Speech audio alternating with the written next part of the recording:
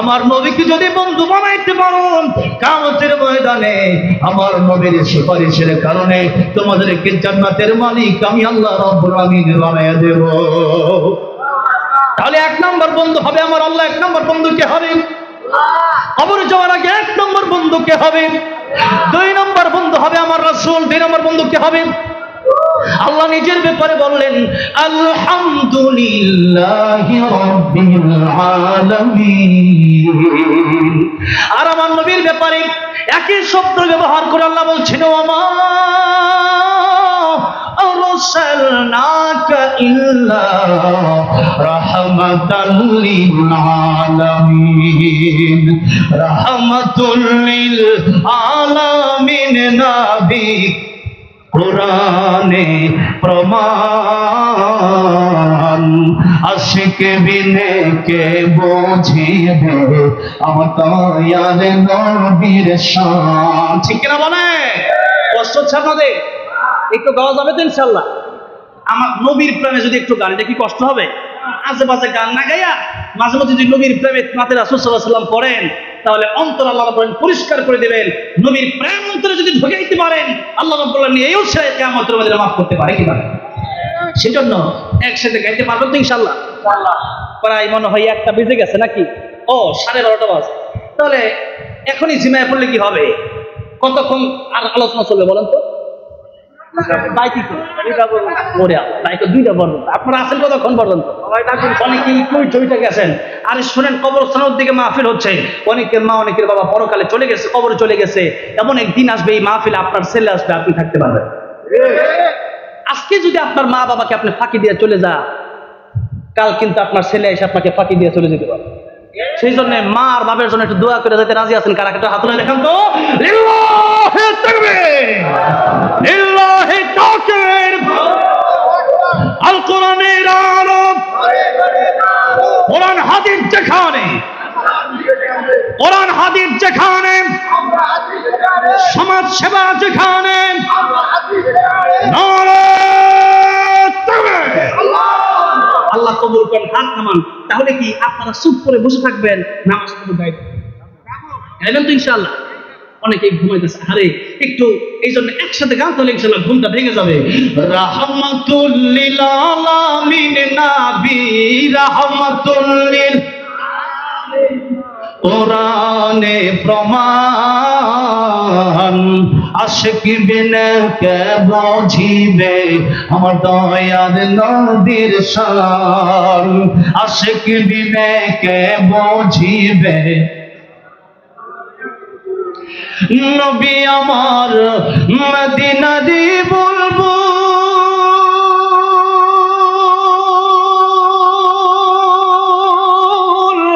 আমার আল্লাহ ভালোবেসে নামটি দিলেন মুহাম্মদ রাসূল। আল্লাহু আকবার। নবী আমার মদিনারি বুলবুল। আমার আল্লাহ ভালোবেসে নামটি দিলেন হাবিবে রাসূল। ওই নবীকে ভুল বুঝিলে, ওই নবীকে থাকবে না ঈমান। আশিক বিনে কে বুঝিবে আমার দয়ার নবীর শান। বলেন না, উম্মত বিনে কে বুঝিবে। রাহমাতুল লিল আলামিন নবী, রাহমাতুল লিল কোরআনে প্রমাণ, আশিক বিনে কে বুঝিবে আমার দয়ার নবীর শান। আশিক বিনে কে বুঝিবে। আমার ভাইরা, আমার মুরব্বি বুঝিয়েছে। আল্লাহ বলছেন ইন্নামা ওয়ালিয়ুকুমুল্লাহ ওয়া রাসূলুহু। আমি আল্লাহকে এক নম্বরে বন্ধু বানাবো। আর আল্লাহকে যদি বন্ধু বানাও, আমার নবীর মাধ্যমে আমি আল্লাহর কাছে আসতে হবে। ইন কুনতুম তুহিব্বুনাল্লাহ ফাত্তাবিউনি ইউহিব্বুকুমুল্লাহ। আল্লাহ রাব্বুল আলামিন বলেন, ও আমার নবী আপনি বলেন যদি আমি আল্লাহর ভালোবাসা পেতে চাই, আমি আল্লাহকে যদি কেউ মহব্বত করে, তাহলে যেন আপনার অনুসরণ করে, আপনার ইতাআত করে। তাহলে আমার নবীর অনুসরণের দরকার আছে না নাই? আমার নবীর সুন্নত তরিকা মানার দরকার আছে না নাই? সারা জীবন সুন্নত তরিকা মানেন নাই, কিয়ামতের ময়দানে সুপারিশ কিন্তু এমনি নসিব হবে না। এই জন্য নবীর সুন্নত আপনি অনুসরণ করেন। আমার নবীকে মডেল বানান। নায়ক নায়িকা, গায়ক গায়িকা, খেলোয়াড়কে মডেল বানানোর দরকার নাই। এরা কিয়ামতের ময়দানে নিজেই হাই উদাস হয়ে যাবে, নাফসি নাফসি বলবে। সেজন্য কিয়ামতের ময়দানে আমার নবীর সুপারিশ যদি চান, নামাজ না পড়া না পড়া, সুদ খাইয়া না খাইয়া, সুদ ঘুষ ছেড়ে দিতে হবে, মিথ্যা বইলা না সত্য বইলা, কোরআন মেনে না কোরআন ছেড়ে।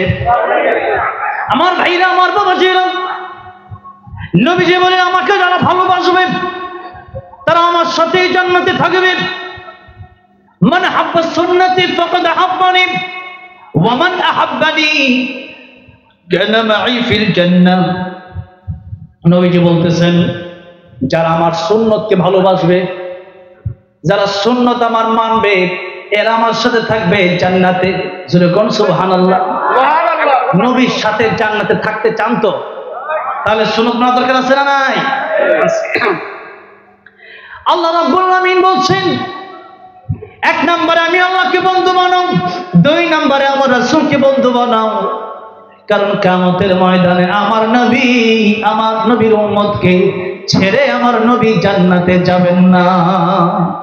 সুবহানাল্লাহ। এমনকি মৃত্যুর সময় মালাকুল মউত যখন চলে আসছে কাছে,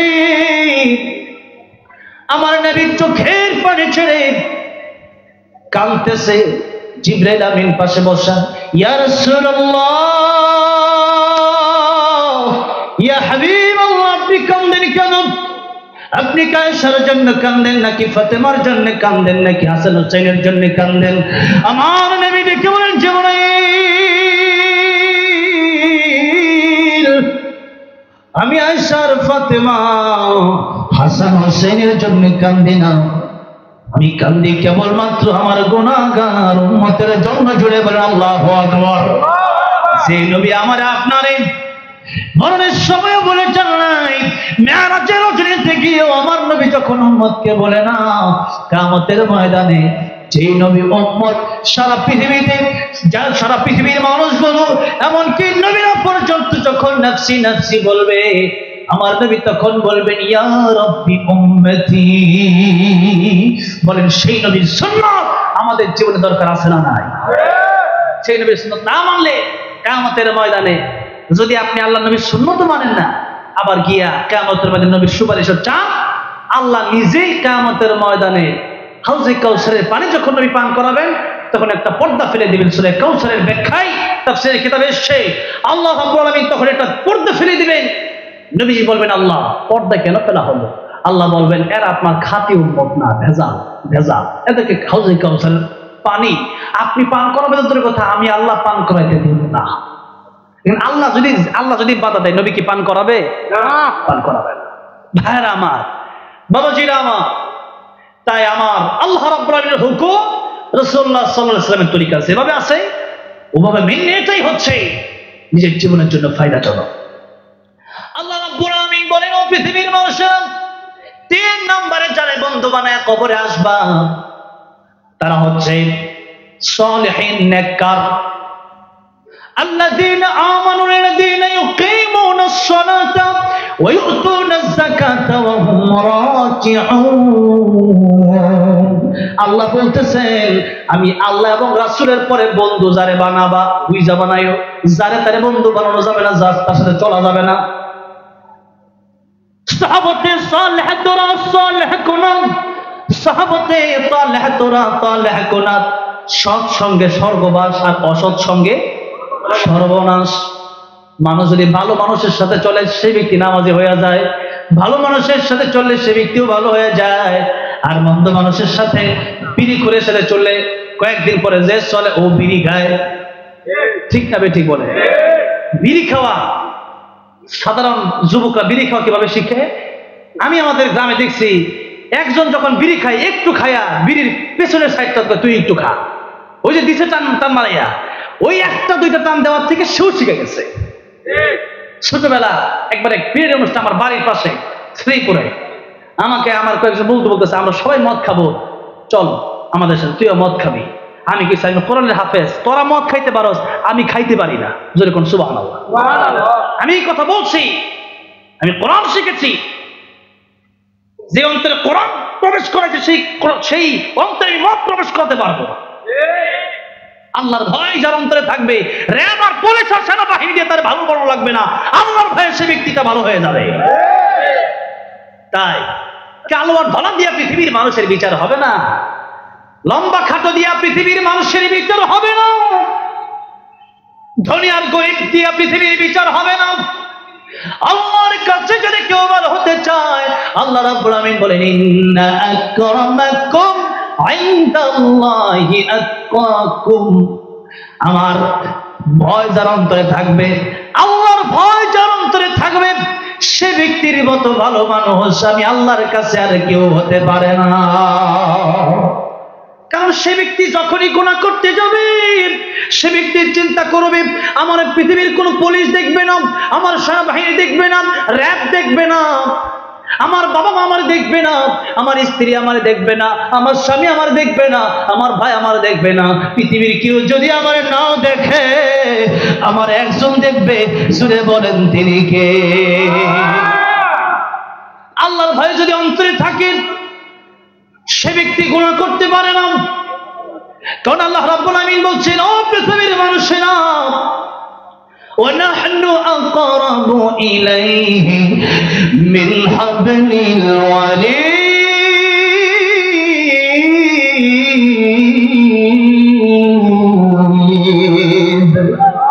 আল্লাহ বলছেন, বান্দারে তোর যে রোগ আছে, সেই রোগ কাটলে তুই পরে মারা যাবি, তোর রোগ তোর যত কাছে, আমি আল্লাহ তার চাইতে বেশি তোর কাছে।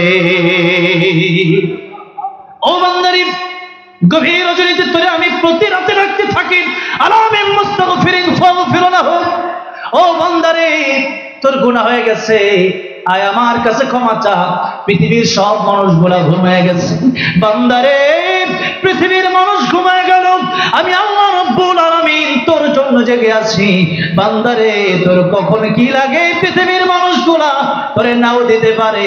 কোন সময় সাগরের মাঝখানে, নদীর মাঝখানে, গভীর জঙ্গলের মাঝখানে তুই বিপদে পড়ে যেতে পারোস, সেই জন্য তোর মায়ার মহাব্বতে লা তাখুযুহু সিনাতুন ওয়ালা নাওম, আমি আল্লাহ ঘুমাই না, তন্দ্রা আমার আসে না। বান্দারে তোর মায়ার কারণে চিৎকার মেরে পড়েন সুবহানাল্লাহ। যে আল্লাহ বান্দার জন্য ঘুমায় না, সেই বান্দা আল্লাহর জন্য উঠে না, সেই বান্দা ঘুমায়। ফজরে যখন ডাকা হয় হাইয়া আলাস সালাহ, ফজরে যখন বলা হয় সালাতু খায়রুম মিনান নাওম, যখন নামাজের সময় হয়, তখন আমরা লেপটারও টান দিয়া বলি না, ঘুমের চাইতে নামাজ দাও, নামাজের চেয়ে আমার ঘুমিবালা। যেরকম ঠিক না বেঠে? আহা, যে আল্লাহ রাব্বুল আলামিন গভীর রজনীতে বান্দাকে রাখো, বান্দা তোর কি লাগবে আমি ডাকি, আয় আয় আয়। দুনিয়ার মানুষ নিজের বাপের কাছেও এক জিনিস বারবার চাইলে বাপও বিরক্ত হইয়া যায়, মায়ের কাছেও একটা জিনিস বারবার চাইলে মা বিরক্ত হইয়া যায়, ভাইয়ের কাছে একটা জিনিস বারবার চাইলে ভাই বিরক্ত হয়ে যায়, নেতার কাছে একটা জিনিস বারবার চাইলে নেতাও বিরক্ত হয়ে যায়, আমার কাছেও যদি কেউ একটা জিনিস বারবার চাই আমি বিরক্ত হয়ে যাই। তোরে আর কত দিব, তোর আর কত লাগবে, ঠিক কিনা বলে? কিন্তু আমার আল্লাহ ডাক দিয়া কয়, বান্দারে যত চাইবি আমি আল্লাহ তত খুশি হইয়া যায়। আমি আল্লাহর কাছে যতই তুমি চাইবা, আমি আল্লাহ ততই খুশি হয়ে যাব। আমি আল্লাহ রাব্বুল আলামিন, তুমি যতই চাইবে ততই খুশি হয়ে যাব। বান্দারে অনেক সময় বান্দা দোয়া করে কবুল হয় না, বিষয়টা এমন না। হালাল যদি কেউ খায় তার দোয়া কবুল হবে না কেন? হারাম খেলে দোয়া কবুল হবে না। হালাল যদি কেউ খায় তার দোয়া অবশ্যই কবুল হবে। বলবেন হুজুর তাহলে কত দোয়া করলাম কবুল যে হইল না? আরে আমার আল্লাহ তো যারা ঈমানদার তাদেরকে 1 নম্বরে পরীক্ষা করে, 2 নম্বরে আমার আল্লাহ রাব্বুল আলামিন চায় দুনিয়াতে তারা যত কষ্ট হোক না কেন, আখিরাতে সে যেন জাহান্নামে না যায়, সে যেন জান্নাতে আসে, আর আমি আল্লাহর সাথে যেন তার দিদার হয়ে যায়। আল্লাহ রাব্বুল আলামিন সেটা চায়। অনেক সময় দোয়া দুনিয়াতে কবুল হয় না, সেই দোয়াটা আমার আল্লাহ রাব্বুল আলামিন আখিরাতের জন্য রেখে দেয়। দোয়া হচ্ছে এমন এক আমল যে আমল করলে পরে এটা এখানে কোনো লস নাই। আপনি যখন দোয়া করবেন দুনিয়াতে যদি কবুল হয়ে যায় তো ভালো, আর যদি নাও কবুল হয়, হালাল যদি খান, কিয়ামতের ময়দানে এই দোয়াকে আল্লাহ পাহাড় পরিমাণ নেকি বানাইয়া আপনাকে জান্নাতে প্রবেশ করায় দিবে। সেই জন্য মন খারাপের কোনো প্রশ্ন নাই যে দুনিয়াতে দোয়া কবুল হয় না, এই মন খারাপ করার কোনো দরকার নাই। ভাইরা আমার, বাবাজিরা আমার, আল্লাহ রাব্বুল আলামিনের কাছে চাইতে হবে।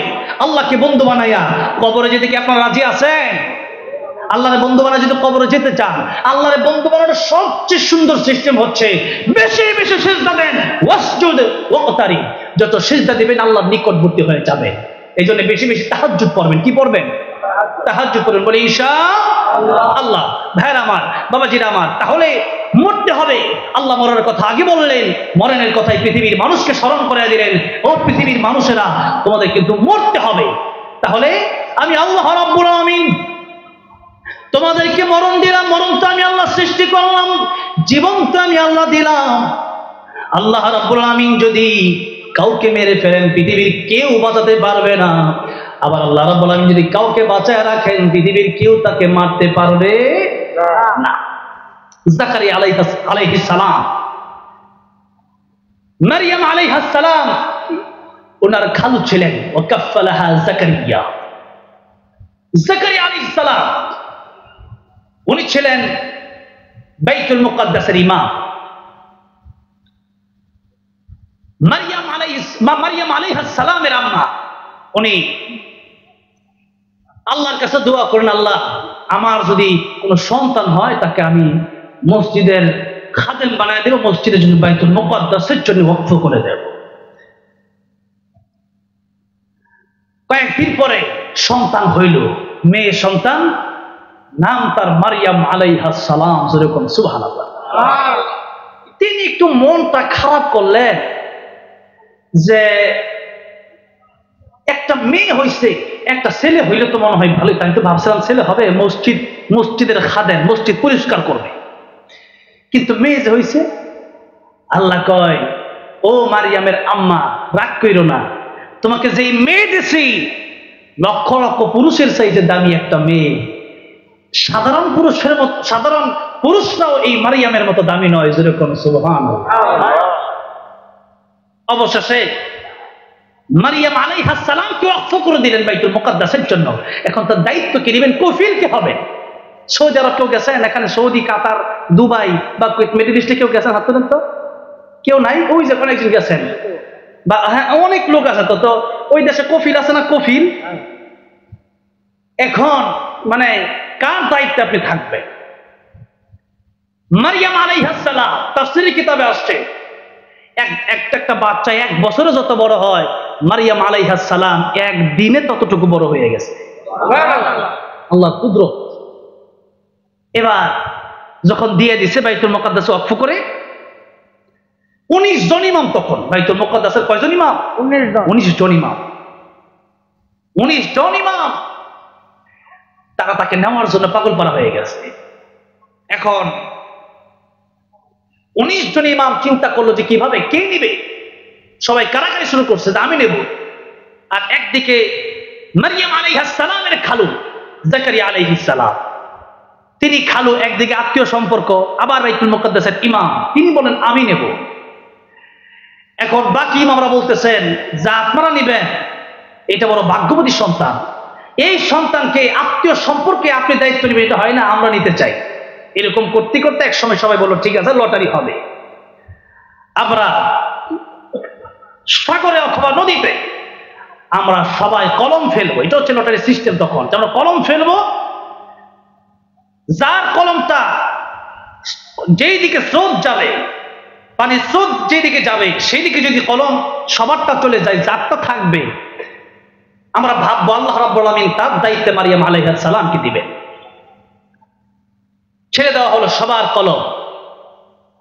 এরপরে দেখা গেল যে 18 জনের কলম ভেসে যাচ্ছে, একজনের কলম সেখানে স্থির, তিনি হলেন জাকারিয়া আলাইহিস সালাম। যেরকম সুবহানাল্লাহ। এখন বাকি 18 জন ইমাম এটা মানতে চায় না, কই এই লটারিটা জানি কেমন হয়ে গেছে, এটা মানবো না, আবার দেব। এবার লটারিটা কেমন হবে? লটারিটা হবে কলম দাঁড়ায় থাকতে হবে। চিন্তা করেন কলম কি হইতে হবে? আরে কলম কি দাঁড়ায়, এই যে কলম এখানেই আছে, কলম কি দাঁড়ায় থাকবে? এটা পড়ে গেছে। ইমাম সাহেবরা বলতেছেন যার কলম দাঁড়ায় থাকবে সেই মারিয়াম আলাইহিস সালামের দায়িত্ব নেবেন। এবার কলম আবার সবাই ছেড়ে দিলেন। এবার আল্লাহর কুদরতে জাকারিয়া আলাইহিস সালামের কলম দাঁড়ায় গেল। এবার আর কঠিন প্রশ্ন দিয়ে দিছে, এটাও মানি না, আর কঠিন করে দিছে। জাকারিয়া আলাইহিস সালামকে ডেকে বলা হলো আমরা সবাই আবার কলম ছাড়বো, এটাই শেষ। জাকারিয়া আলাইহিস সালাম বুঝতেছেন যেটা তো আল্লাহর খেলা। আরে সব কলম চলে যায়, এক কলম থাকে, এটা কি সাধারণ ব্যাপার? সব কলম চলে যায়, এক কলম দাঁড়ায় থাকে, এটা সাধারণ ব্যাপার? আরো কঠিন শর্ত দিয়ে দেওয়া হলো। বলা হলো আত্মীয়তার সম্পর্ক থাকলে হবে না, দায়িত্ব কে নিবে, আরো কঠিন লটারি হতে হবে। এটা সহজ ছিল, আসলে কি সহজ ছিল? কঠিন ছিল। এবার আরো কঠিন হয়ে গেল যে আমরা সবাই কলম ছেড়ে দেব, কলম সবারটা স্রোতের একদিকে যাবে, যার কলম উল্টা দিকে যাবে সেই মারিয়াম আলাইহিস সালামের দায়িত্ব নেবে। এবার আরো কঠিন হয়েছে কিনা, স্রোতের উল্টা দিকে যাওয়া লাগবে কলমের। এই শর্ত যখন দিল আমার আল্লাহ রাব্বুল আলামিন কলমকে উল্টা দিকে চলার ঘোষণা যখন দিলেন, কলম উল্টা চলতেছে। সুবহানাল্লাহ। সব কলম 18 কলম চলে একদিকে, আর এক কলম